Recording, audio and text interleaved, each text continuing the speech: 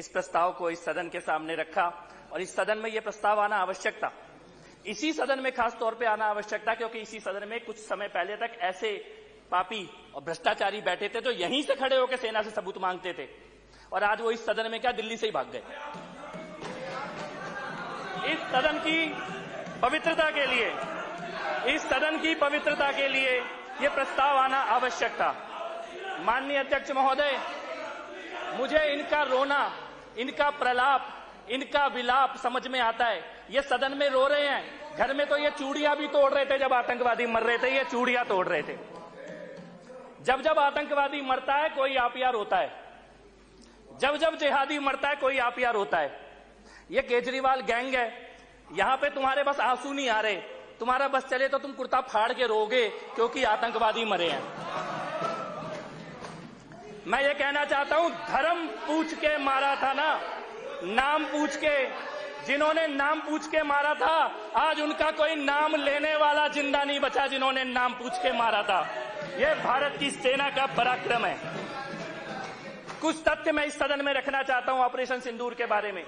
Operation सिंदूर पहला भारत की सेना का ऐसा ऑपरेशन है जिसमें आतंकवादी घटना के बाद भारत की सेना ने इंटरनेशनल बॉर्डर क्रॉस करके आतंकवादियों को मारा है।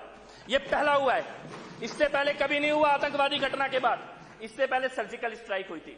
जब सर्जिकल स्ट्राइक पहली हुई तो ये पहले सबूत दो, सबूत सबूत। अब की बार सेना कैमरा लेके गई थी, तुम्हारे लिए गई थी, सारे सबूत लेके गई कि भैया इतने मारे हैं और जनाजे सबने देखे।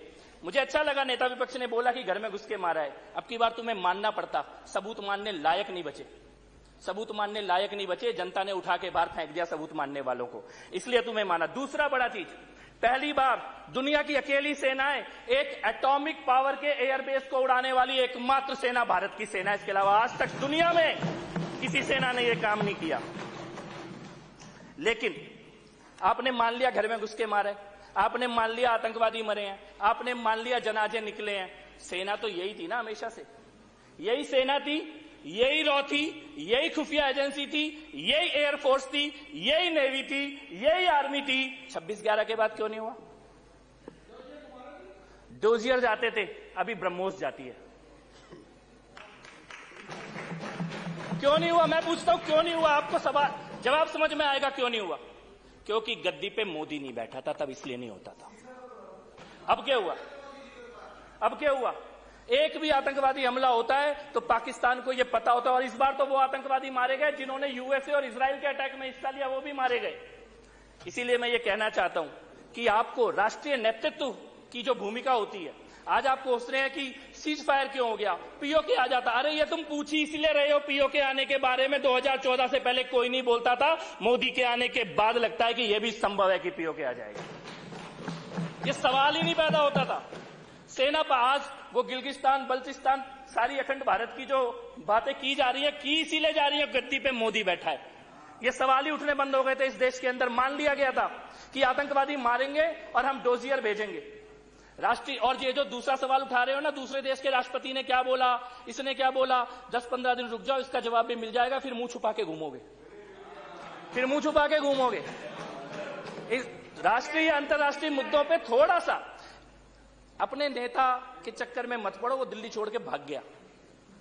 गंभीरता से बात करो, गंभीरता से। मैं आपको यह कहना चाहता हूं और मैं फिर से इसके बाद यह कहना चाहता हूं,